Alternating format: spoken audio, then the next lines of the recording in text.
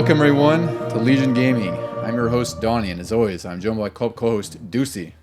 The last Metroid recording is happening. The galaxy is at peace. And today we are awful peaceful because we have a very special guest on a very special episode we've been hyping up for, I'd say, I don't know, what, 3-4 months at this point, Ducey? Since like March or February. February. We have our guest Vito, the 8-bit barrister. Vito. Hey everyone, thanks for having me back, guys. Got my hyper beam ready. I'm ready to go. I like it. I'm glad to be on a podcast with you this time. You guys did a good job with the Ghostbusters. Yeah, we did a fun Ghostbusters episode a ways back, which you should all go back and listen to if you haven't already. But that was a fun. This will be the first episode that we've all been together, and it's also crazy because this is really the first time we've been together in a room for 29 years, I think we estimated. 28, 29 years. So A reunion. Pretty nuts. 29 years in the making. It's really insane. And today we are more than happy to talk about the 30th anniversary of one of our favorites on the Super Nintendo, Super Metroid. But before we get into that, well, actually, you know what, Vito, maybe you should reintroduce yourself again. Like, you're at 8-bit barrister. Like, what kind of, what's your history with games and all that good stuff, in case for some reason someone didn't listen to our Ghostbusters episode like they should. Sure. As Donnie said, my Instagram is at 8-bit barrister. Post just about games in general. You know, it's a history that I have probably since 89, 90 when I got my first NES. Kind of bonded with these two over video games when we were in elementary school. Yeah. Been playing ever since. But yeah, that's pretty much it. Yeah. That's great. You should absolutely go follow Vito. He posts some cool stuff. There's always like a cool story or a video or something of his collection. It's a good time. And of course, you can always follow us at our Instagram at Legion Gaming Podcast. But fellas, before we get into the Super Metroid 30th Anniversary Spectacular, what have you all been playing? So maybe, Vito, you want to go first? Sure. So we got back, my wife and I got back from New York, and waiting for me at home was my physical copy of Baldur's Gate 3 for Xbox Series X. So I got into that. I am enjoying it. I just have never really played any tabletop Dungeons and Dragons, so I don't understand the rules quite yet. So I am struggling a little bit with it, but I am having fun. And also I've been playing on Steam Deck because it just was released, Kingdom Hearts. Oh, you picked those up? Yeah. I was considering that for Steam Deck, even though they're on PS Plus, but I thought it'd be cool to play through them on the Steam Deck. Yeah, it's really cool to have it on handheld. Absolutely.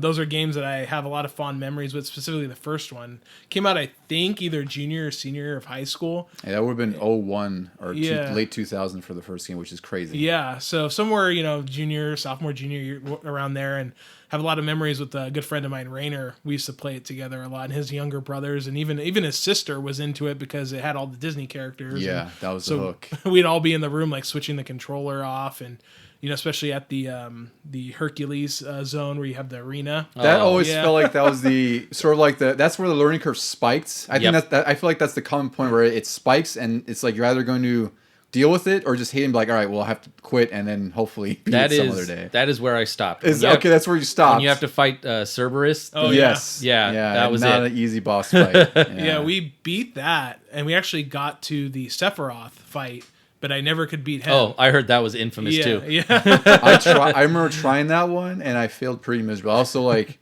I'm sure I was under level because that game always felt like you were under level. Like, you had to grind sometimes. Yeah. Even grinding didn't seem to help. I would grind, and I still couldn't get past the dog. Yeah. And unfortunately, that's the only game of the Kingdom Hearts series I've beaten. That was the first game. Like, I played a lot of 2, and then I never played 3, and then I played the Game Boy Advance one, and now there's that, the whole collection, the all-in-one, or it's called, which is what's on Steam. Yeah. And it's like, there's a lot of game there, but it's also a lot of nonsensical story. Do they include 3 with this collection? Well... no, it's only up to like 2.8 or something, right? Yeah, so they have the 1 and 2, which has... I can't even name the games in there because the names are all weird. And then there's a separate package that has 3 and some other game with it, which I haven't purchased that yet. But 3 I've dabbled in, haven't played too much. But I've 1 heard and 2 it's really good. Yeah. One of our friends really enjoyed that one. I just never played it because it's like I'm waiting to maybe beat 2, like it matters. Yeah, right. But it's like I could the just same jump thing. into 3. Yeah. I never played 2 because I wanted to beat 1. Yeah. But I could never beat 1. Yeah, it's also like the story doesn't even matter, so maybe it is what it is. It's pretty nonsensical, the story. Like, I don't even care. Like, I just want to play it. I like the game, and but I couldn't tell you exactly what's happening specifically with 2 and going on to 3. I don't know what the heck the story's going on. Yeah. But yeah. Someday I'll get back into Kingdom Hearts, but I have a feeling it's going to be for a very long time. Yeah. Ducey, what have you been diving into lately? I am free, fellas. I can now play whatever I want because I have finished the Outer Worlds. Finally, Yes. after like how many hours did you say it was? It said 67 on the that's dashboard. a beefy game. That's, yeah. And it's not even really supposed to be. Like, while I was playing it, I could tell that the main story is pretty quick, but there is a lot of side quests. And I found out, luckily, in the final confrontation, once you're past the point of no return and you're doing the final mission, if you do all of those other side missions, you gain allies, and they help you in the final onslaught. Oh, kind of like Mass Effect or something? Yeah, it really made me think of Mass Effect 2, I believe it was. But I also did the 2 DLCs. That second one I was talking about last time ended up being ridiculously long. I think it added another like 10 hours onto my playtime. And it was interesting. Like, there's a lot of epilogue, but it's all like one narrator, and the narrator sounds like the guy at a Disneyland theme park that's saying, in 15 minutes, the lights will dim for this. Like, and he was just reading one piece after another about every character that you encountered, and also all of your shipmates and how they turned out. Plus, the thing that changes when you do the DLC is they recap what you did on those 2 DLC missions and tells you how those turned out, which I thought was really interesting. One of the outcomes from early on in the game, based on what I did, like, this person led their own little colony, and didn't accept anybody else from this other colony that was shut down because of my actions. And I was like, oh, if I had known that, I would have shut down that that lady like first thing. But no, it was still really fun despite the length and everything. And I really enjoyed the story of it all. And it's interesting because I know there's talk of an Outer Worlds 2. Mm-hmm. They keep talking about it, and I'm fairly certain that you could get into it, and hopefully they don't, like, it doesn't have to be Mass Effect where your save has to carry over. I think what they could do is, like, years later, they just reference this mysterious character that was thawed out from the Hope, and it doesn't have to even, like, touch on specifics. Yeah, it feels like they could find some way to, like, I don't know, reference your save file, even if it's just, like, not directly being overtly saying, like, these affected certain ways, but it's like, you know, maybe it changes the lore or something. All it should do is just touch on the epilogues that you ran, because, like, I turned out to be the leader of the new colony, but I was a shadow leader. I had this, like, puppet leader that was the figurehead of everything, and nobody knew that I was really running kind of Metal Gear with it. Yeah, and I was like, that would be awesome if that somehow carried over into Outer Worlds 2. I feel like that would be a very different game if that was the case. Yeah. Is that all you've been diving into? Is Outer Worlds, really? Yeah, I mean, after that, I played I got back into Top Spin and Formula 1, but those are, you know, ongoing. Those will never have an end. Those are always like the filler games. Those are like in between the bigger games I play, you know, which it's like you get into those, but you also have like the bigger games you're playing, Outer Worlds or whatever else, that are more time investments. Sports games are the palate cleanser. Yeah. Before I get into another story. That's like fighting games for me, really. Yeah, it makes sense. I did find out in Top Spin that Season 2 came out, the Season 2 Court Pass, they call it. Mm-hmm. And luckily, you can buy it and unlock things through there, but it doesn't negate the Court Pass from Season 1. Yeah, you told me about that. I saw you text me about that, and I'm glad they're doing that, and that more companies are doing that. Like Helldivers, I feel like is really the first one to do that, or I think there's Deep Rock Galactic on PC also has that mechanic, or I don't know if you want to call it mechanic, but where you can go to previous battle passes or cosmetic packs and level those up. Yeah. Because that's what it should be. It shouldn't be like you and I were used to in Warzone, where we would grind out the battle pass because you're playing so much, and it's like if we miss something, that's it. You don't get it back again unless they maybe charge for it later on. Because there is some cool stuff I still want to get in the first season. Yeah. Luckily, I can go back and do that. The only problem is then you start to fall behind because it's not gathering the XP for Season 2. Yeah, it makes sense. Yeah, you have to make the decision of where you want to go, and yeah, that's sort of like the caveat of that. You might like Season 2. A lot of the clothing options and everything involves a lot more purples and greens. My earthy colors I like so much. That probably would get me into something like that. That's how Mortal Kombat hooks me back into the Invasions thing with their seasons, because they have like some awesome skin for a character I like. Yeah. So yeah, that's usually what it takes, is some nice colors, and I'll probably go grind out for it. For what I've been playing, I've still been getting into Sulaco. That's the early access first-person shooter I was telling you guys about last week, or telling Ducey about, I should say. So you guys pluralize this, with all the listeners. I'm sure he listened. Yeah, Yeah, listen, sure, listen, yeah. you were telling me too. I was telling you, so I was telling everybody. Yeah. And that game's been really, really fun. It's they've only released the first chapter so far, and it's pretty lengthy. Like each level has been about an hour long, and I think there's 10 or 15 chapters somewhere around. It's a pretty beefy early access game, but it's really hard. I've been enjoying the hell of it, but it's definitely one of those. I guess we'll call it a boomer shooter where it really tests your skills, and like you have to be moving a lot. Like the enemies can flank you. They're pretty smart on positioning, so it's like you might feel like you're safe in one area, and all of a sudden you'll see them start flanking you from another. And there's things where I'm being conscientious of, like closing the window shutters, because that's like a point of entry for them. So I'm getting used to doing stuff like that. And then like you could do things where you could take the top of a turret and put it like on these Roomba vacuum things, so they're like a mobile turret. So this game's really, really fun just in that respect, and it's really good already. So I'm really excited, for what they'll release later on. And then the other early access game I've been diving into a little bit more is it's one called Fallen Aces, which I sent to you, Ducey. Oh yeah. This has a really awesome Art style. Art style, yeah. It's like a noir pulp comic, kind of like Batman the Animated Series in a sense. And it takes place, I think it's in the 30s, and you play as like this detective who you initially have to go investigate the disappearance of someone part of the Aces, which is like a team of people who they're kind of like The Watchmen, kind yeah, of. they're kind of like the Watchmen. They're kind of like a SWAT team in a way. And then you meet, I think his name is the Night Watcher, and he's like a superhero that you come across. He's like a vigilante who's kind of like reminds of Rorschach from Watchmen, actually. And it's just like immersive sim where you're traveling around these areas trying to like unlock pathways to get into like a drawbridge or something. And you could attack the detectives any way you want. I love that. It's really great, yeah. And like they're not super complex, right? It looks like it kind of plays like Doom in a sense, but it's not Doom, if that makes sense, like just from its perspective.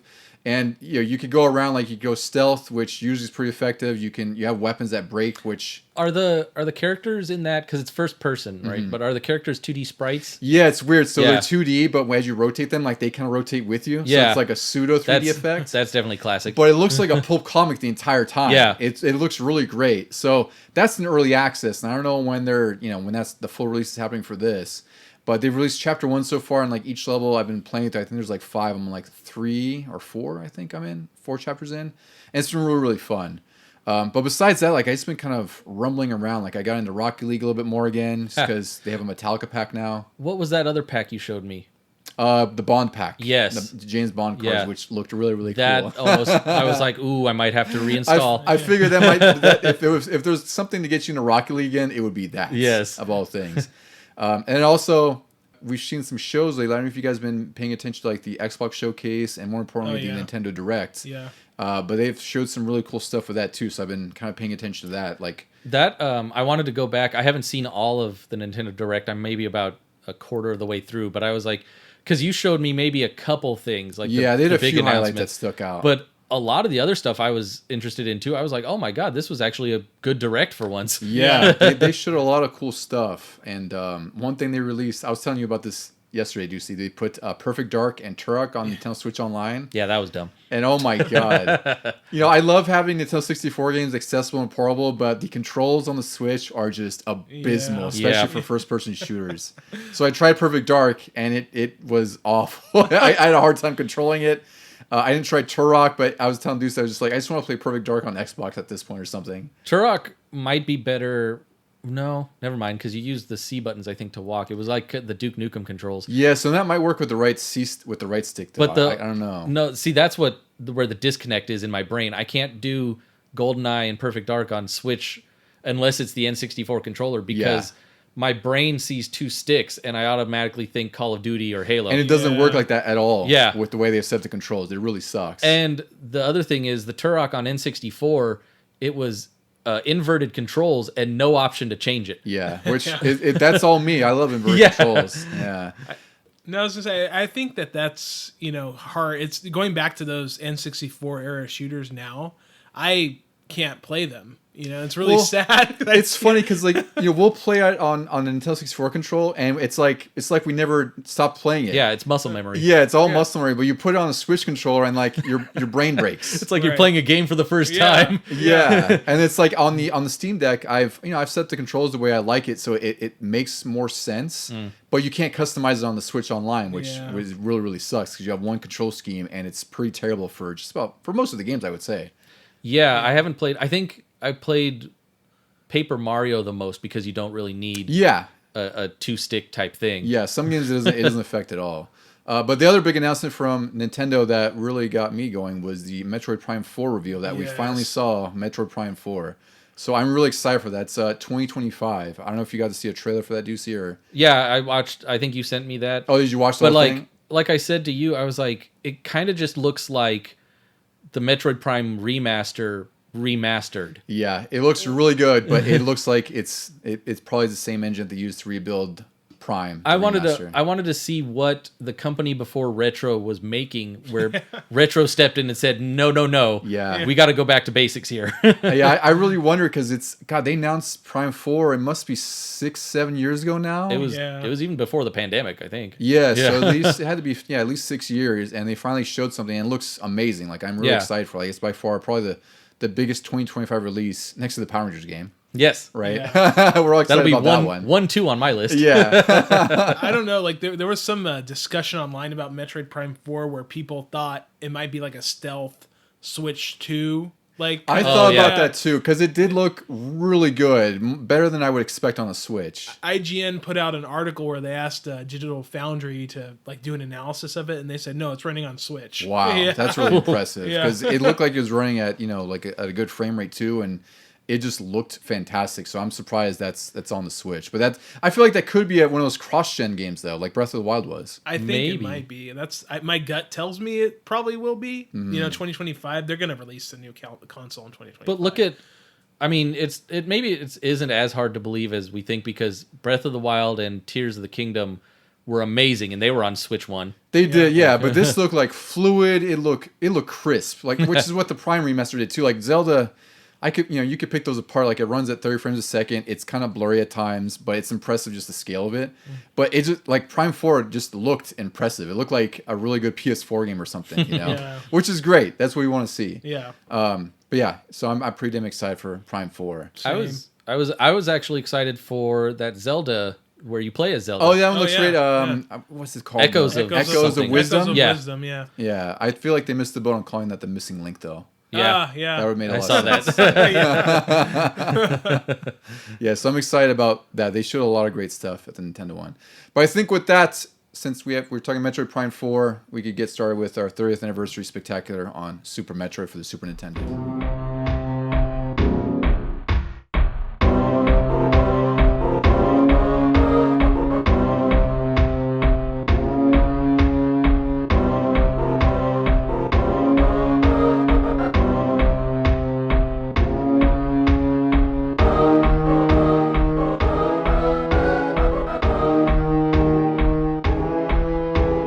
All right, fellas, we're finally here after months of hype, and we did Deucey and I did a couple of great episodes. We covered Metroid 1 and Zero Mission, and we also did Metroid 2, Samus Returns, the remake and the original game. So you should definitely check those out. We went in pretty in depth on both of those games, and you should definitely check those out ahead of time. And this game has no second It has no second. or remake or anything. Yeah, this is just its own Not standalone necessary. greatness. Yeah. So today we're talking Super Metroid, which was released April 18th, 1994, and then the PAL release was July 28th, 1994. So we're kind of like in the middle of two anniversaries, which is great.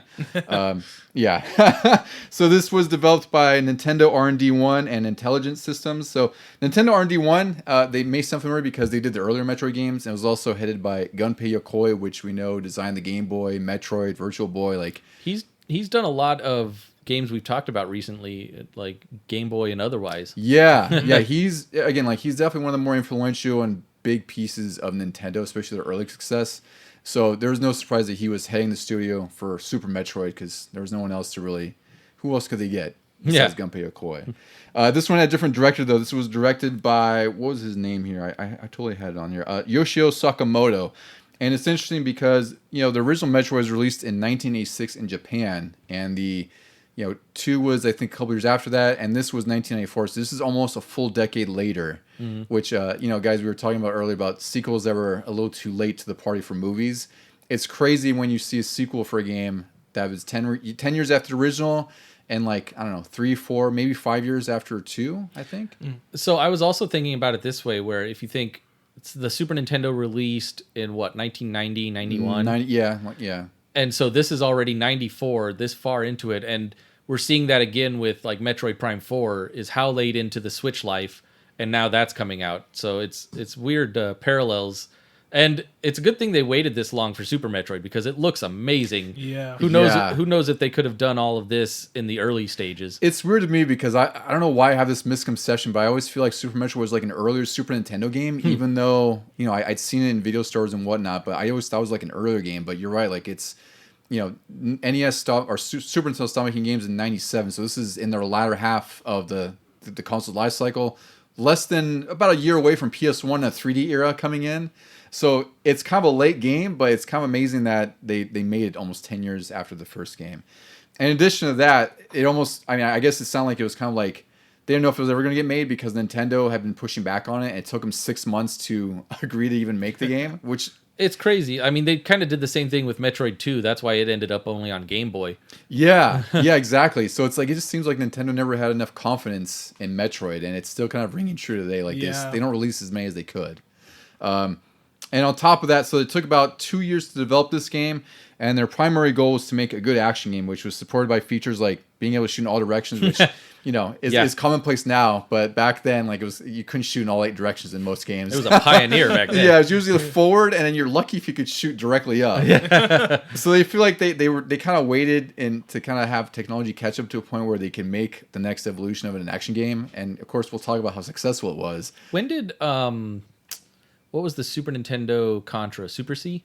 No, that was Contra 3. Oh, yeah. When did that one come out? That was like 92. That was an earlier Super Nintendo game. That was another one where you could shoot everywhere, right? And you could lock in place. That was a great action game for them. Yeah, and again, going from Contra 1 where you could only shoot, I think it was up and right. You couldn't shoot diagonal. Or you could shoot diagonal, right?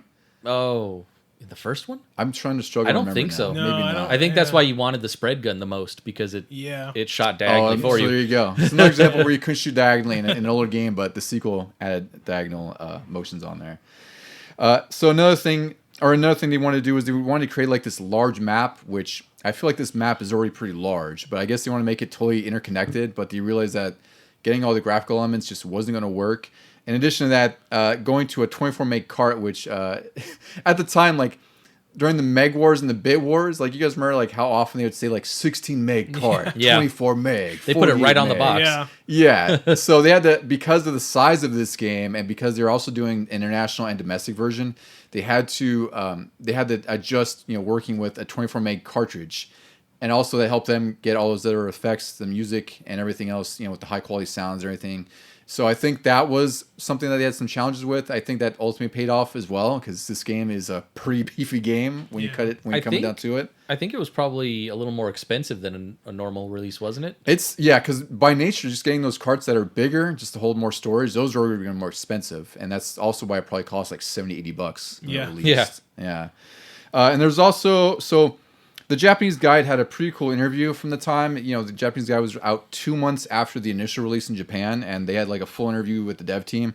So they had a lot of cool things and tidbits in there. So one of the big things that they had, the dev team had to struggle with was how first-time players would experience the game. And I could say I could totally relate to this. This is all from your perspective here. Yeah, so it's a Metroid game, so it's non-linear. It's you can go kind of wherever you want, but you're going to be stopped by, obstacles or certain things where you need certain abilities. So one of the things the dev team struggle with, which I always wonder when they make Metroidvania games, is how you design these to not be overly difficult and not get lost. And that's what happened, is that the dev team became so good with the game that they just fly right through it, which is what Ducey does. Yeah. But they wanted to know how new players would experience, especially with all the tweaks. So Sakamoto got his wife to play the game, and she was sort of like the guinea pig, saying like, "Okay, well, what do you think about this? How do you Nice. get through the level?" She was sort of like the outlier there, where it's like she was like the baseline. It's like, well, if she can get through these areas, then we should be okay with with newer, younger players trying to experience this game. In addition to that, this is one of the earlier Metroid games where Sakamoto he loved movies, and he wanted to make this more like a cinematic experience, which is very apparent. Yes. Yeah. We'll get into the game, but it's very apparent that they wanted to make this a much more cinematic game, just with the cutscenes, the framing. Not even. I mean, there's a cutscene at the beginning, and then everything else is pretty much told through the gameplay, which is Yeah.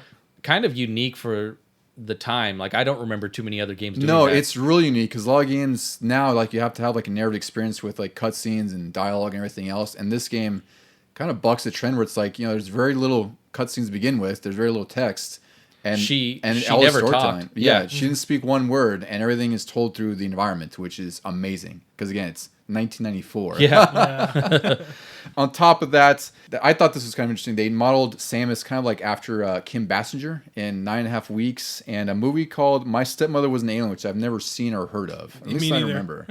But I could kind of see that now. Like I see Samus like in the early renditions, and she does kind of look like Kim Basinger. I just never really made the connection because it always seemed like her influence was from Ripley from Alien.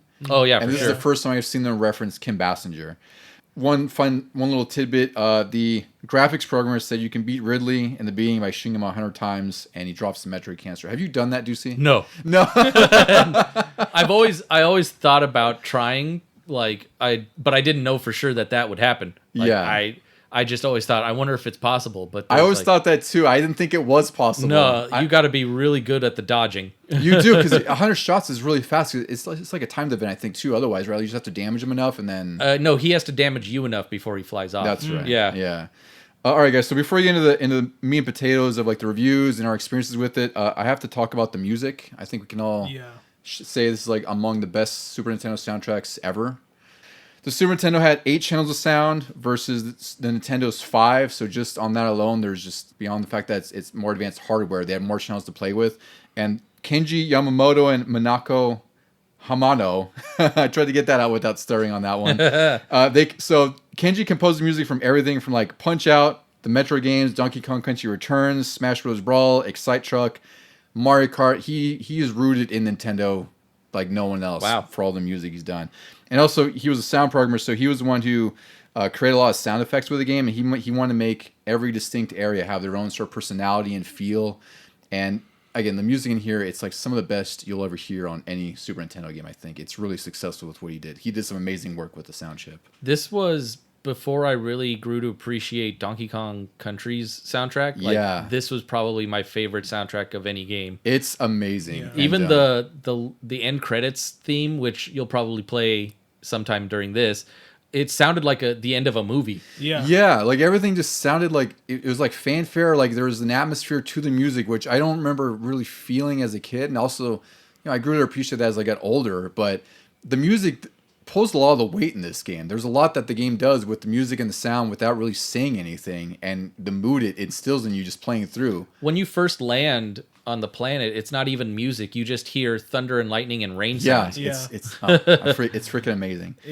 It's just the music just so well complements like the environment, and the environment complements the music. It's very interesting, like how they did that. This is just like a well-designed game Yeah. all Did- throughout. I don't know if you had it in the notes. Did he play and see the level and then think of music for that, or was it? I didn't read into that. I'm assuming, maybe his experience with the previous Metroid games, like he already, I know he wanted to use some of the tones and like atmosphere from the earlier games, but I don't know if it was one of those things where he got to play the game or he got to see it as it was being developed, and he wrote music around that, because we've seen that with like Shadows of the Empire and a bunch of other games we played where, they usually have like the game and they'll make music around the game. Yeah. Or they'll be told about a theme or feel and try to come up with something like that. It's really interesting how those two sort of ways to design or compose music can give you different results, because it's based on like what you're seeing and composing to that versus what you're feeling. Yeah. But this one, it would have been really interesting to know if like, he was like playing it and was like, tuning things as he's going along. All right, guys, review scores. Game Pro, issue 59, June 1994. This had Virtua Racing on the cover, which I forget how old that game is. It's like from 93 and 92, I think, even for the arcade release. Was it? I was gonna say, was this based on like the Genesis release of it, or I think it was the arcade version. Oh, okay. Yeah, maybe the Genesis port. Yeah. GamePro for graphics, they gave it a 4 out of 5. Sound 4. Control 4. Fun factor 5 out of 5. They mentioned that was the same level of advancement that Link to the Past had compared to Zelda 2. And they loved how the different, it had all the different worlds and variety. And they were knowing things like the rain or fire, like how it just added to the atmosphere of the game. And how everything just felt like it was much more cinematic. this is for being 4s and 5s. This is too low. I feel like it's way too low.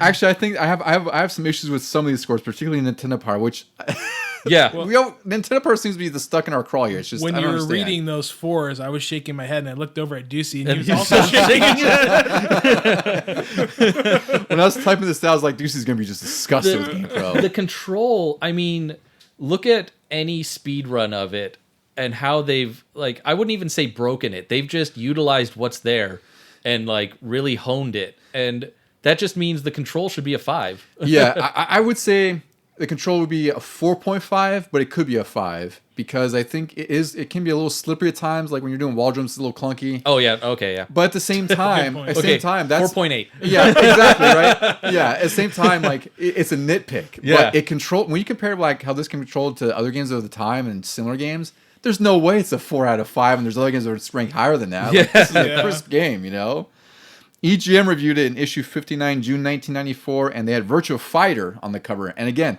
I forget how old that game is. 1994. Virtual Fighter 1? 1. Yeah, because it was an arcade release and it came to the Saturn.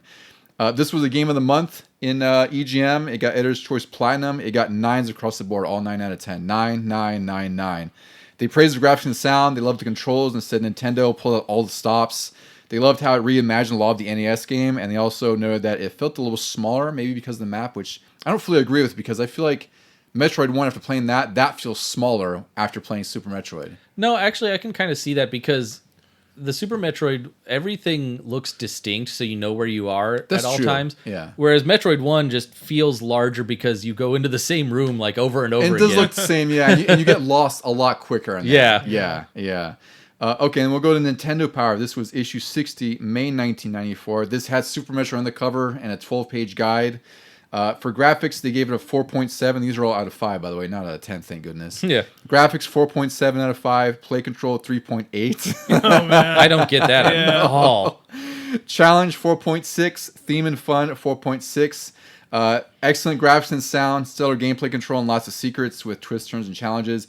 The negative was that even 100 megabits of Metroid won't be enough, which I can fully agree with them, at least on that. Yeah. But those scores, I don't know. I feel like Theme and Fun would be a 5. Yes. Graphics should have been a 5, considering it's one of the best Super Nintendo games, Yeah. especially of the time. At that time, yeah. Yeah, and then Play Control definitely bumped up to at least a 4.5 on the Nintendo Power scale. Yeah. And Challenge, 4.6. I feel like that one... Maybe right on. Yeah, that one feels like it might be on because, you might get lost in this game, you might get stuck at bosses, but, I don't care about the challenge. Like, you're kind of dismissing the graphics, Play Control, and Theme and Fun here, Nintendo. Yeah. Yeah, so that's what everyone thought of at the time. So it was still a very well-reviewed game, and, it's held up since then. But fellas, what was your first experience with Super Metroid? So, Vito, we'll start with you since you're our guest here. What was the first instance you kind of played it? Like, how would you know about it back then? So I think the first time I ever played it was actually at your house, Donnie, because I think you might have been borrowing I it. probably from bought it Ducey. from him. And I remember vividly getting stuck, like at a lot of places, and Yeah. we were like, "Screw this! We're gonna play. It's good, but we're gonna play something that we can actually, like Turtles in Time or something, which we played a lot." But then, Prime came out in like 2002, and I played that, and I was like, "Man, I really want to go back to Super Metroid at some point," but I didn't have a Super NES. So when I got my Wii and it was released on Virtual Console, I bought it and completed it for the first time then, which I think was 2010. And amazingly, I was like, this game is amazing. Like, it's really good. Like, it's one of the best Super Nintendo games. And even, playing it again recently for this podcast, it's aged so well. It's aged like wine. And if you go back to the first Metroid, the original, it's still a good game. That Don't aged get like me wrong. milk. Yeah, it's like milk. Yeah. I completely agree on that. And so, yeah, I think, I didn't have, other than playing it at your house, I didn't have like a lot of memories with it. It was more later when it was on Wii and I completed it for the first time and fell in love with it. Yeah. That's, I had a similar sort of arc as you did. But Ducey, I know this was your bread and butter back in the day. I know this was because I borrowed it from you many times and got stuck many times. This is one game where, even though I've shared a ton of memories on this podcast about like Nintendo games, this is one of the Super Nintendo games that I remember distinctly, like the first time I started it, the first time I played it. I know I rented it first, and I don't know what possessed me to, because I had never played the first two Metroids, or that I remember. Like I mentioned in the first episode, Metroid 1 was the first one I ever played with my cousins, but I didn't know that. So when I played this one, for some reason I rented it. Maybe I was going for something else, and I was like, well, this is here. And maybe you saw the cover or something. Yeah, maybe I saw the back of the box even. And I started playing it, and I had a lot of fun.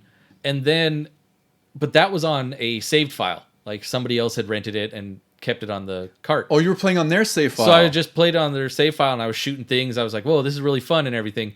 So then I went back, like after dinner or something, and I decided to erase all the files and start my own. And I thought the game was broken, because when you start it fresh, first you go to Ceres Station and there's nothing there. You're like, okay, whatever. And then you fight Ridley and you can't beat him. And you're like, okay. And then you get to the planet and there are no enemies. And I'm like, I was even complaining to my mom. I'm like, what happened? I was just playing this earlier and there were like a ton of bad guys in this one room and everything. I don't know what finally got me to collecting a couple of the items, but you have to get the morph ball and the missiles, and then suddenly enemies appear, and I was like, I calmed down at that point. But ever since then, like, I don't think there was too much time between when we returned it and when I got it, because I immediately wanted it, and then I immediately wanted the strategy guide. We ordered it through Nintendo Power, and ever since then, I couldn't put it down, and I just beat it over and over again. I got down, I think my quickest time in game time on the save file was like an hour and 10 minutes. Yeah, that's ridiculous. Ridiculous. Yeah. For me, so I remember seeing Super Metroid at the video store. That's for one thing. I remember seeing the cover by. I didn't know much about Metroid at all. Like I remember the original at all. I don't recall seeing it. Yeah. I think I might have seen the Game Boy one also at the rental store or something. I didn't own a Game Boy. So I didn't have an interest in it at all. Like I just remember seeing the cover. You see Ridley with the red look, and Samus, like I'm looking at right now. Yeah, Samus with her blaster, and I didn't get it. And then I saw it at your house, and I was like, oh, I want to try this game. And I know that I literally got a few screens in before I was just like, I don't know what I'm doing. Like I'm just completely lost. Like I got the morph ball, I might have got the missile, and then from there I was just lost, because this structure game is something that I had no familiarity with. I didn't know where I was going. I didn't know how to progress. So I remember returning it to you at some point. Yeah. Saying like, all right, I got stuck. And then that became a thing. Like I would always borrow it every so often, like every few months, every year, wherever it was. And then like you even let me borrow the guide at one point, and I still got stuck. And it wasn't until the Virtual Console on the Wii, like you, Vito, where I finally bought it, because it was it was like $8 or the hell it was back then. And it's like, well, now is a great time to finish it, because there's like, I think there were save states in there. And now, like, I'm now 24, so hopefully I could beat this. Yeah. No longer when I was 10. Yeah. You had plenty of practice with Symphony of the Night. That's exactly what it was. At that point, I had found my Metroidvania groove. I was like, oh, that's how you play these games. Yeah. And it's one of those things where once I beat it, I was like, God, this game was so freaking good. And it's one of those things where there's certain games where you kind of wish you could experience them for the first time again. I was right? just thinking that, yeah. Right? And it's like, I wish I could have experienced this as a kid, but at the same time, I'm also a bit better off that I experienced it when I was, an adult, because I could really appreciate all this game did. Because like you say, even with the opening and everything else it does, like it's something I think maybe that would have flown under my radar as a kid. Like I would have just like, oh, this looks great or plays great. But I don't think I really recognized how awesome this game was and how huge it was until I played as an adult. And since then, like I've been it a handful of times, but like I beat it most recently. It was like a few weeks ago, and my time was like 4 hours 50 on my in-game timer, 4:30.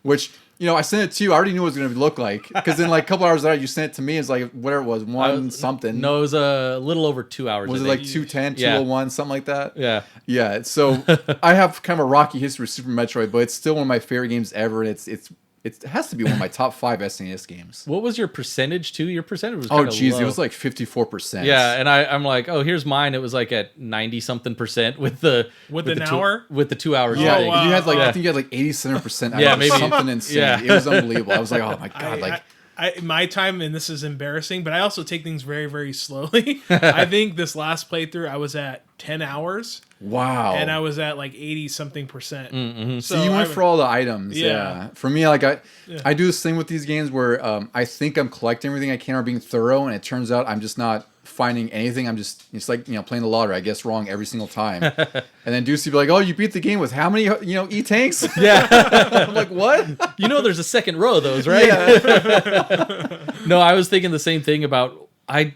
can't imagine experiencing this for the first time again, because I tried to put myself in the shoes of a new player, and it's impossible, because I think I mentioned last week or something where like the game seems linear to me now, even though Metroidvanias are supposed to be pretty wide open. Yeah, you know where to go. I know where to go and everything to do, and when I want to get certain items and things like that. I'm just trying to think of, there are certain parts where you have to backtrack, and there's also where you need certain items to be able to backtrack. And I was like, how did I figure this out? I know I had a Nintendo Power, but I don't know if they specifically detailed these certain areas. And then when I got the strategy guide, that obviously helped, like, except for the Dragon fight. Weirdly, that trick wasn't anywhere to be found except for in like a classified information. I didn't know about that trick for a long time. Yeah. Long time. Probably you might have been the one to tell me, or maybe I was still on a speedrun or something. Yeah. Yeah. So I guess we'll get to the story of the game and the opening, and then we'll kind of get into like all the great stuff about what we like the game and all the graphics and everything and favorite parts. So the story of this game, it takes place essentially immediately after Metroid 2. In Metroid 2, Samus is sent to exterminate all the Metroids, and then she saves one Metroid from being killed because it sort of like imprints itself into thinking it's its mother. So Samus is bringing back the Metroid to the Cirrus space colony, where they're going to study it and discover a way they could use its energy-producing abilities for the good of the universe. Yeah, right. Like, because that always works. Yeah. And then Samus receives a distress call, because of course, from the colony. It turns out that the scientists were killed, and Ridley has stolen the Metroid larva. So then you follow Ridley to planet. I always called it Zebes, but apparently it's Zebes. How would you guys pronounce Zebes? Back then I said Zebes. That's what I thought. We always call it Zebes, right? Apparently it's Zebes. Yeah. So she follows Ridley to planet Zebes, which is where the Spares Pirates have their new base. And then she has to defeat the 4 bosses, and then you go into Turian, and then you find out that Metroids have somehow reproduced, and they become a bigger problem. The pirates were cloning them or something. Yeah, they were doing some sort of experiments on them, and then they're reproducing them to basically, use their energy for bad. That's another kind of story element is when you go into Meridia, the underwater one, you see those little sort of Metroids. They don't really hurt you unless you really let them. Yeah. And those are like the failed cloning experiments. Which, again, it goes back to what you said, Ducey, with sort of the narrative storytelling, where they're just showing you on the screen but not explicitly telling you what happened right before you got here. And that's really the premise of the story. You go through, you kill the 4 bosses, you fight Ridley again, then you destroy Mother Brain, and you have a whole self-destruct sequence. But the opening of the game, you touched on this earlier, Ducey, and I want to see how you feel about this too, Vito, but you get on the Cirrus space colony, and then you fight Ridley, and you're basically just destroyed. Like, you have no way of really beating him. And then you have to escape, and you see Samus's ship leave the planet or the colony, and then land on Zebes. It's going to kill me to say that every single time. Maybe it was called Zebes. And that's the beginning of the game. And for me, that's a pretty unusual way to start a game. And again, I always go back to relative to the era. Like, I don't think I've really seen any game open that way, that heavily with that sort of story where it's like, you're the bounty hunter who followed a distress call. Everyone's dead. Now you're out to go get the Metroid back because it's kind of like your baby in a sense. It's interesting because like the Sarah Station is sort of like in Mega Man X, the opening highway. Yeah. Yeah. But there's no enemies there, so it doesn't really teach you all you can do in that. It teaches you very much the basics, and then it throws a timer at you telling you, hey, this is a Metroid staple. You're going to have to run all the way back the way you came. In 3 minutes or less. Yeah. How did you feel about the opening area, at least, Ducey? It's very good at pulling you into the universe and getting you the hook into what's going on. It starts out with that little bit of mystery, like, hey, everyone's dead here.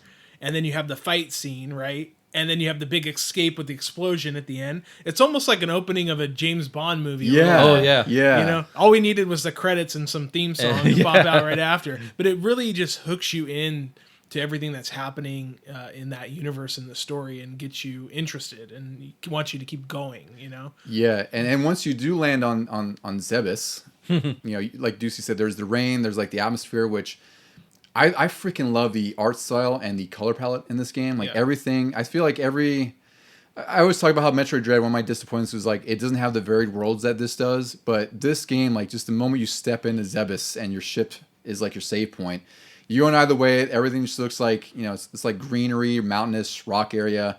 And you're just, there's no one there, it's quiet, and you're kind of like lost immediately because you're on a foreign planet, you have no idea where you are. I wish I had played the Nintendo one, or I'd remembered playing the Nintendo one first, because this is supposed to be the return to the same planet as that game. So the intro where there's not really any music and it's just rain and thunder, and it really should be bringing up an emotion of like, hey, I'm back. Familiarity. Like, what's going on? And I do remember that when you're going there and there's no enemies yet, you go through the final room of the Nintendo game. Yes, And it's all blown up and destroyed. And that immediately triggered in me this feeling of like, I want to learn more about what I missed in the previous ones. Well, it's also cool because before you even step foot in the game, there's like an opening cutscene that recaps Metroid 1 and 2 with like these little, I guess they're called like vignette sort of coloring, right? Where it's like they're telling you what happened in the past and it's showing these little animated cutscenes, and there's voiceover, which sounds pretty good for a Super Nintendo game to me. It's pretty impressive. But that recaps the story, and like you said, like when you get into those sort of like that destroyed biolab, whatever it is, it kind of ties that narrative thread together, where it's like you saw what the beginning was and what Samus had, and now you're back here again, wondering what's happened and why you're here. You're like, I was just here. Look at this. It's freshly exploded. Yeah. Did you guys have any like favorite areas? That would be my favorite area, was just the old Turian that is now Criteria. Yeah. Like telling you that this comes after something, and like I said, I really wanted to learn more. And then to see that all blown up, but then there's working elevators and everything that match that design. Yeah, the aesthetic is really freaking good in this game. And I think my second favorite area is probably just when you first get into Brinstar in the green area, because that is luscious jungle looking. I love Brinstar and Norfair. When I always love that bubble room, I think it's called, or what's it called, where all the green bubbles. Yeah. Yeah. I have an affinity for that. That's a callback to the first game too. It is, yeah. I echo what Ducey just said, but I also really liked, even though it's a smaller area, the wrecked ship. Oh yeah. And I liked Fantoon, fighting Fantoon, because it's just such a weird enemy. It's like a ghost kind Octopus. of octopus thing. Yeah. That I think they might have expanded on the backstory of Fantoon for Other M. Oh yeah. No one get mad at me for I didn't mentioning even Other know M. Yeah. No, yeah, I do Yeah. remember he showed up again in something. I couldn't remember what it was. Yeah, but- he's in Other M as an enemy, but I really just thought that was kind of like a creepy, interesting villain, bad guy, whatever. Yeah, Fantoon. I was very dumb when I played against him because I found out that if you charge your shot and shoot him, he just gets really mad and spits more projectiles at you. Oh no, if you hit him with a super missile too. Yes, by either one. He'll do the center thing and just like start shooting waves of fire at you. And I had forgotten that. I had put this game down for a good amount of years, and when I picked it up again, I got stuck at him. That's what happened to me. Because I forgot about that attack and everything. I'm doing stuff like trying to dodge in the air. Like I would jump up and then turn into a ball midair to avoid it. And I looked it up like, oh, you're not supposed to shoot super missiles at him because he just gets really mad at you. Yeah. So the bosses in this game are pretty freaking amazing, I would say. But they're also pretty hard, at least for me. Did you guys have? Well, I guess for you, just like what was the worst boss that you faced when you were like getting better at this game? Like, how did you? Definitely Dragon and Meridia, because I didn't know about the grappling beam electrocution move. Yeah. To fight that boss regularly, like how they want you to with missiles and super missiles, it's ridiculous. I probably died the most at that. More than anything else, because there's only one little weak spot in its stomach. It keeps flying down at you in an arc. If it hits you with some gray goo, it's going to grab on you and start tickling you and just knocks off a huge chunk of your health. And finally, I don't know, like I said, I don't remember exactly how I learned the trick, but that became the easiest boss after that. Once you could just grapple onto the little side gun turret area and zap it, I was always like taunting it. Come on, come at me. Like, yeah. Did you have any annoying bosses, Vito, or one that you hated the most? Well, the first time I played it back in 2010, I remember that problem with Dragon, and I had a really hard time beating it the normal way. this last time I couldn't get past it. So I went on YouTube and I was like, how the heck do you beat this thing? And I found out that trick and it was super easy. But yeah, I mean, I had trouble with Fantoon because I always forget about that, not shooting it with super missiles. But I think every boss is a little bit hard at first until you... I think, most you have to figure out, like, what way you can kind of avoid most of their attacks. Like I think it's called the Spore Spawn. Is that what's called? The very first boss? Yeah, the very first boss. Like, he's not terribly difficult. He just looks like, he reminds me of like a Donkey Kong Country boss where he's like, was he the oyster kind of thing? Yeah. Or whatever it is. Anyway. But I found like, you can turn into a morph ball to avoid basically all of his attacks. Yep. But it's like, I didn't know that back then. These are things you learn as you get older. And that boss is so insignificant. Like speedrunners always skip it because they can get super missiles a different way. That one, I don't think I had too much issue with. And I also didn't have problems with Kraid. I just thought he was impressive because he goes from half the screen to two full screens. Yeah, Kraid. I feel like Kraid is the boss they showed in like all the magazine ads, commercials. Because he was like a sprite that took up most of the screen, and he looks amazing. Like he looks like he would be the final boss, but he's not. Yeah. He was in the first game, but he's just like tiny. Yeah, he was barely taller than Samus. He's smaller than Samus almost. Yeah, Hunchback. So much like other Metroid games, this game has a bunch of collectible items. Have you ever collected 100%, Deucey? Yeah. You have? Okay, I figured you would have. but that wasn't when I was going for speed. I was like purposely you're trying to go. Yeah. So there's 46 Mitchell expansions that give you a total of 230. There's 10 Super Mitchell expansions, 10 Power Bomb expansions, 14 total energy tanks, which I know I've gotten nowhere near that. Yeah. There's 4 reserve tanks, which is sort of like in Mega Man X, where they kind of boost your health, or like your reserves. Yeah, when you hit 0, they can refill. Yeah, and then of course you have like the other sort of Metroid power-ups, like the Morph Ball, the Bomb, Charge Beam, Ice Beam, Spazer Beam, Gravity Suit, Grapple Beam. Like basically everything that's in any Metroid game is in this game. The great thing about this one, I think it was the first time they did it, was the beams like overlapped. Yeah, that helped a lot because now you don't have to make the choice of which one you want to keep. Yeah, and also the menu where you can select what power-ups you have, where you can toggle them on or off, like that seems like a pretty huge deal because you couldn't do that in the original game either. Yeah, no, I always like just looking at that. For some reason, I would pause and then click over to that one, even if I wasn't changing weapons. Yeah. How recently did you beat this view? Have you beaten it since 09-ish, 08-ish? So when you invited me a while back to come on this podcast for this episode, I played it again and I beat it maybe about 5 weeks ago. Oh, you did? So it was around the same time I did. Like it was in the last few weeks. Yeah, but before that was 2010. That was the first time I had ever beaten it. So I've really only beaten it twice in my life. Yeah.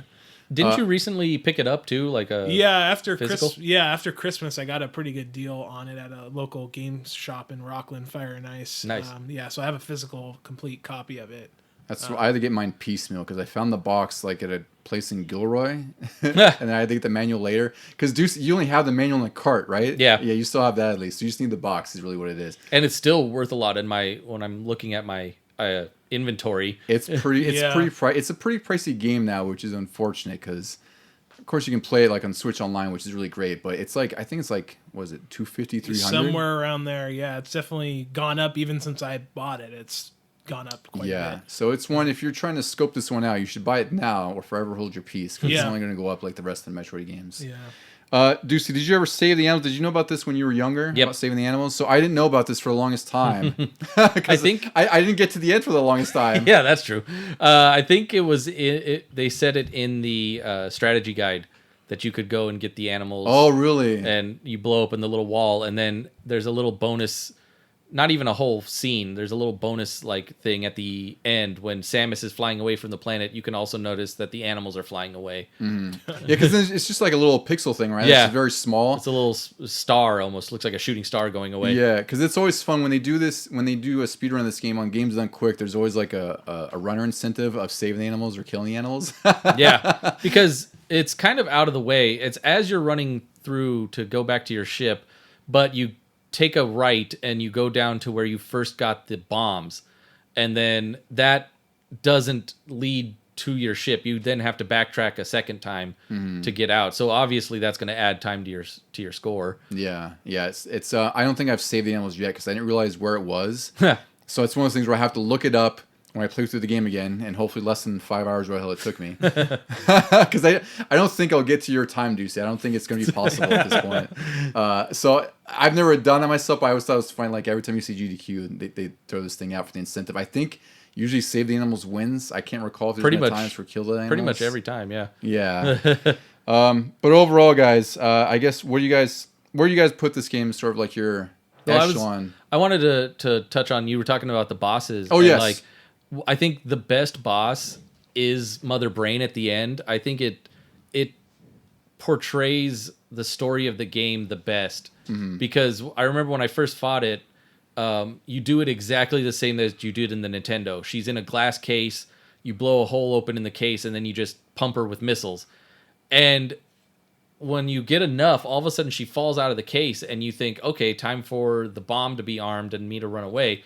And all of a sudden a body comes up out of nowhere. Yeah. And the music, like, reignites, you might say, like, because it goes silent when she falls. And you think, well, this is obviously the end. And then the music comes back even harder than it was before. And you're like, uh-oh, it's on. And you go through all of this, and then the baby Metroid still comes back into play once more. And it's just like I said, I think this was my favorite when it came to storytelling, and you didn't have to stop for cutscenes or talking or anything. It was all shown to you. Well, it's all sort of done in a passive way, in a way, because that's the thing. It's like, I think as a kid, like I said, I wouldn't have noticed any of that. Like I probably would just play through the game straight through, probably misassume that there was much of a story to begin with outside the beginning cutscene. But this game does a lot with all the graphical touches, and like they did an amazing job designing each of the different areas in here too. Because like I said, they're all pretty distinct. Well, I guess we were talking about some of our favorite ones on there, but I think it's Norfair, the one where it's all the heat and everything, right? Yeah. Like some of those effects in there look really incredible, and then like the Mother Brain boss fight, I could never beat that though. Like, you know how long it took me to beat that, because I ran out of missiles. Oh god. And you only have to do charge shots, I think, at that point, right? And like it takes forever and a freaking day. But that boss also looks really terrifying, because she almost looks like a bipedal dinosaur with a brain head. Yeah. And she has, I mean, she supposedly only has one eye. In later games, they show her with one eye. It looks like... Oh, that's right. It's a side profile. You just assume that there's two. I assume there's two. It's even creepier when you think of there's only one. But then once you get the hyper beam from the baby Metroid, I was like, now I'm a total badass, and I could just like pin her head back until she dies. Like she didn't hit me again after that. It looks pretty real, because you hit her in the face, and then her head cocks back. Like she has like a really long neck, and almost like Cox gets the ceiling or something. And I think, like, I was getting a groove where you could bounce her head off the ceiling and still blast her. Like, I think there's a way you could probably do that, optimally. I couldn't, though. But yeah, that was a pretty awesome end fight. And I think that's one thing that's obviously stuck with the Metroid series since then, is they always have some sort of pretty intense final boss fight. There's usually some sort of escape, but then also you're like beyond powered up at the end, where you're just like blasting everything in your way. Yeah, like in Metroid Prime, you get the phazon beam and suit and all that, and then always like every Metroid game, you start losing your powers, and at the end you get super powered and somehow lose them.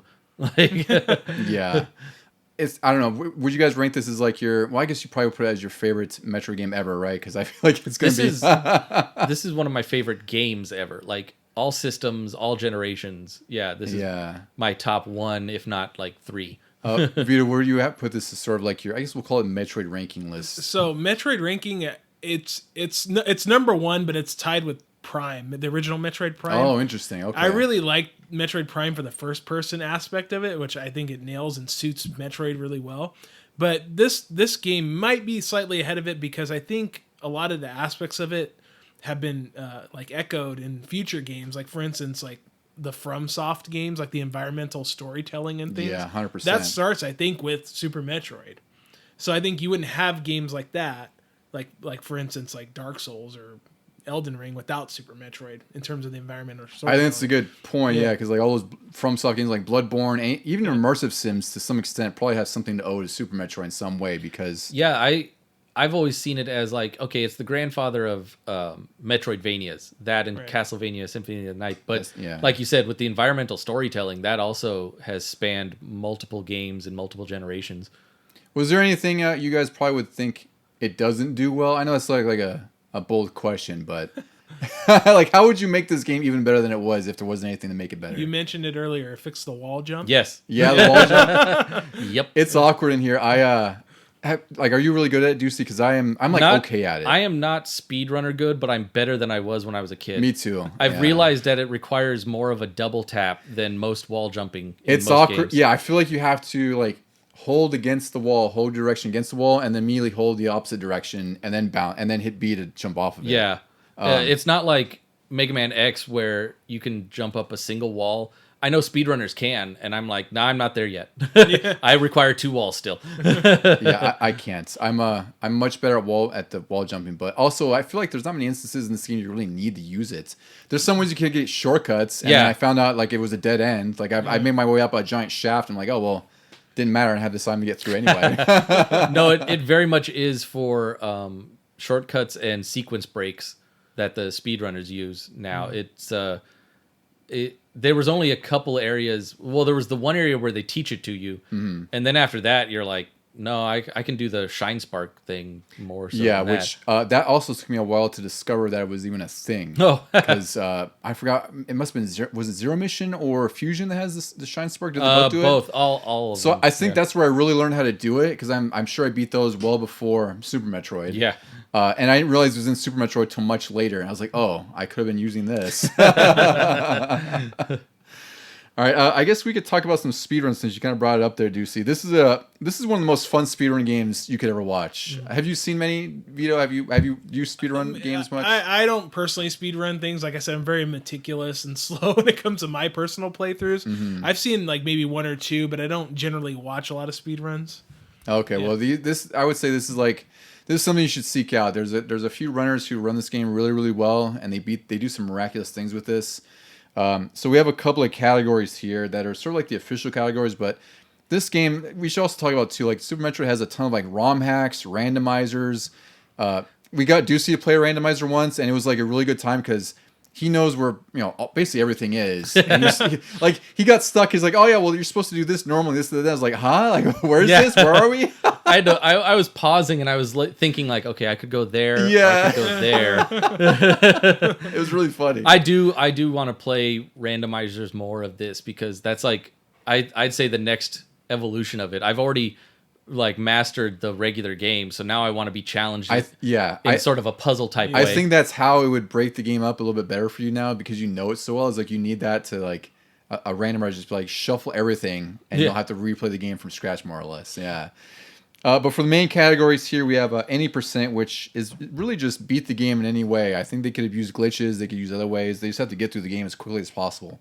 So Oats and Goats, I'd say he's probably the most prolific speedrunner of Super Metroid. I don't know if there's anyone else that I recognize who might be bigger. He's one of the top ones for sure. Well, him and the next guy Zost? No, Shiny Zenny. Oh, okay. Like those are the names I recognize the most. I watch Oats and Goats do other things. He's gotten into a lot of map randomizers and things. He's a really great speedrunner because I just like the way he talks and breaks things down. He's really good. He's really articulate, and he's a great speedrunner to follow if you're trying to get into it. And this time, well, we'll say he did it in 40 minutes of real time, not even the game time. Yeah, the game timer is different than the real time. Yeah, he did it 40 minutes and 36 seconds, and that was actually recently. That was within the past couple months or so. Oh, was it really? I didn't check the date. Yeah, okay. he put it on his site on YouTube. Oh wow, good for him. So he just broke that freaking. Well, do you remember what the record was before this? I imagine it's probably like a few seconds off or something. Yeah, it wasn't. It was barely any difference. Like it was crazy. I figured. So yes, Oats and Goats has it. He's number 1 with 40 minutes and 36 seconds, like Ducey said, and then they have 100%, which is get all the items. That's like all the 100 that we talked about earlier, kind of loosely. You have to get everything in the game. This is by Shiny Zenny. They did it in an hour, 12 minutes, 17 seconds, which is still ridiculous. It's insane. And then low percent. This is where you can only earn certain items. Like I don't know what the percent threshold is, but you can only earn the Morph Ball, the Bombs, Very Suit, Gravity Suit, Charge Beam, Ice Beam. You're allowed 1 Power Bomb expansion. That's just to get through doors. Yeah. A total of 4 Super or Standard Initial expansions. Like you can combine, both of them, but you can only have 4 total.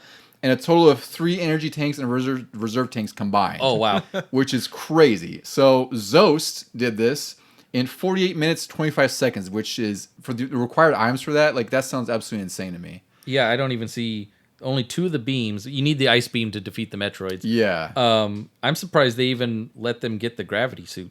I know. I wonder why that is. Well, I guess you die quicker because Yeah, you need Yeah, more it- E-tanks then. It does. Yeah, it does give you some armor. Yeah, reduces damage a little bit Yeah. at least. Yeah. And the final category I picked here was reverse boss order. This is where you kill the bosses in this specific order. So you start with Ridley, then you beat Dragon, then Phantoon, and then Kraid.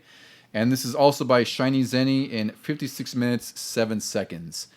All of these times impressive no matter how you cut it, especially for me. But Ducey, I feel like you could be, I mean, not super close to these, but I feel like if you were to commit yourself to speedrunning, you might be able to attain something insane like this. There was, I think it was maybe when we first talked about doing this, I tried to time myself because, like we said, the game time is different than real time. So I set up a timer on my phone and I was playing it.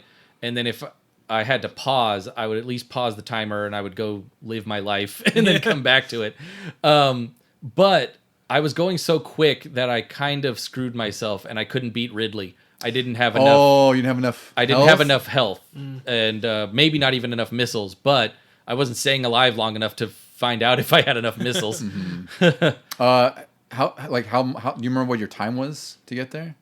It was under an hour still. Oh my god! I was doing pretty good, but like, yeah, no, I was. Then I just hit a wall. Yeah, And I was like, yeah, this is. I'd have to learn more defense and and dodging patterns and whatnot. Yeah. yeah. Whereas usually by the time you get to Ridley, you have so much health and ammo that you just don't even care. You tank hits and then you just keep firing back. Well, I think if we combined our powers in some way, because I usually beat these games with minimal health and minimal items. That's true. If I just show you how I beat Ridley and struggle through it, I'll get up to that point, hand you the controller. that'd actually be pretty funny. That'd be great. All right, guys. Well, I think we're kind of at the end here, but I don't know. Let's give some of our final thoughts on the Super Metroid legacy, the 30 years of Super Metroid. Vito, you're our guest here. How do you feel about Super Metroid as a whole, and like just in general about this game? For anyone that's into video games, it's a must play. Like I said, it's so many elements of this game have been carried over into future games that you have to kind of see where it starts. And I think, especially if you're into Metroid, this is. I think personally, you don't even touch Metroid 1. You start with this one. You know, I'd agree with that. Yeah, Yeah, now that there's Zero Mission and especially on Switch. Oh, absolutely. Yeah, Yeah, that's- that, Go for just that got, one. that Yeah. just went on Switch. Yeah. You're Yeah. right. Yeah, you should definitely play Zero Mission. I might personally still start with this and go back and play Zero Mission. It makes Zero Mission easy. Right. Yeah, it does. If you can beat this one, you can beat anyone. But I also think even maybe if you're not so much a gamer, but you're into maybe sci-fi films, this is like, I mean, it's literally like aliens in video game form. You know, it's a must experience. Like experience is the right word with this. A must experience. Yeah. So that's what I think. I agree with you 100%. I'd say recently our buddy Mike got it, or he's played it on the Switch, and he said the same thing you did. Like, where's this been all my life? That sort of thing. And for me, I can't state it enough. It is definitely my favorite game, and I will go back to it just for fun. Like, oh, I got nothing else to play, or I do have a ton of stuff to play, but for some reason, I just feel like I want to get back into this and see how quickly I can hammer it out. Yeah, some of those games, we all have them too, where it's just, you might not be in the mood to play much of anything, which happens to me all the time. Like, I'll look at all the games we have on the, PS5, whatever else, I'll scroll, but there's some games you go back to because you just feel right with it. And I think Super Metroid is yours in most cases. For me, this game it's one of the best Super Nintendo games ever made. I think it holds up in a sense like Link to the Past does, where these games are 30 plus years old, and yet despite their age and like the Pixar, it somehow holds up, and even could I would say contest with some games that are out today. Despite maybe the age of the controls or something else. Even some later on in its own series, I would pick this over sequels and things like that. I could see that. Yeah, as much as I enjoyed the Samus Returns remake, I still would probably play Super Metroid before that. Like it just has this atmosphere that you can't really capture anywhere else. And I think it's one of the most significant games ever made. And it's also, like you said, Ducey, it's with Symphony of the Night, this has pioneered the Metroidvania genre that has like dozens, hundreds of games released every year now. Like there's some really amazing Metroidvania games, and they all were rooted between Castlevania and Super Metroid more especially. Yeah, so for me, easy pick. I think everyone else, if you haven't played out there, it's available on Nintendo Switch Online.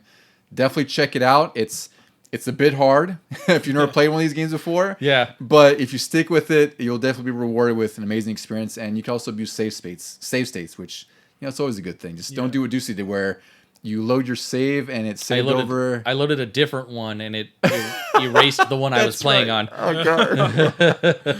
But yeah, regardless of that, it's a top 5 Super NES game. I think objectively, maybe top 3. Yeah. And probably like top 3 for me. I know you're on one, Ducey. Vito, I don't know what was your temperature for Super Metroid in your top SNES games. It's definitely top 3. I'd have to really think about if it'd be number 1 because there are other great Super Nintendo games. Yeah. But I mean, it could very well be my favorite Super Nintendo game. Yeah, It's definitely I top think 3. so. Yeah. It's an easy pick for almost everyone.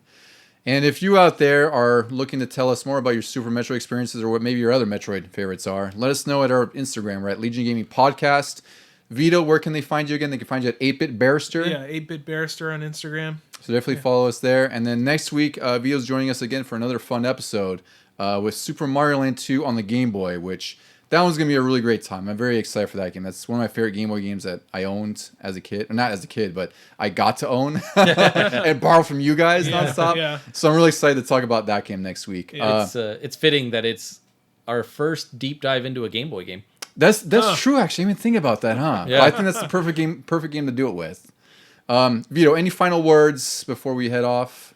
Thanks for having me on, and I look forward to talking about Super Mario Land 2 next week. It's going to be a good time. And we really appreciate you being here, especially since it was a bit of a drive and a little bit of a commitment for all of us to sign up our times here. Ducey, any final words for our friends before we leave them off in the planet Zebes? Just press start to continue.